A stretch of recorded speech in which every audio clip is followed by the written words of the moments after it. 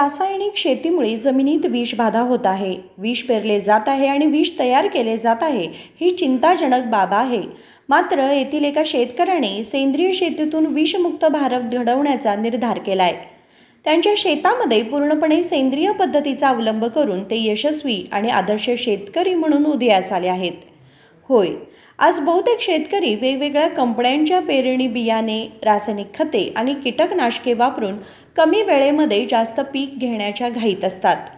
पण ते पृथ्वीवर विष टाकत आहेत ही चिंताजनक गोष्ट त्यांना माहीत नसते।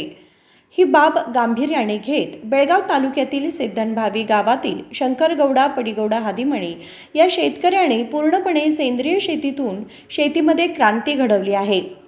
शंकरगौडा आपल्या 15 एकर शेतीमध्ये सोयाबीन, ऊस, उडीद, मका आणि भाजीपाल्यासह विविध पिके घेतात आणि त्यांना लागणारे बियाणे आणि खते घरीच तयार करतात। त्यांनी आपल्या अंगणात 25हून अधिक औषधी वनस्पती उगवल्या आहेत। किरकोळ आजारासाठी ते डॉक्टरांकडे जात नाहीत। त्यांनी मध, हळद आणि भाज्या देखील पिकवल्या आहेत। गेल्या 3 ते 8 वर्षांपासून रसायने आणि कीटकनाशकांचा पूर्णपणे त्याग करून एरंडी आणि गांडूळ खताचा वापर करत असून कीटकनाशकांऐवजी दशपर्णीचा वापर करत आहेत। राजशेखर हिरेमठ, KMM मराठी, बेळगाव।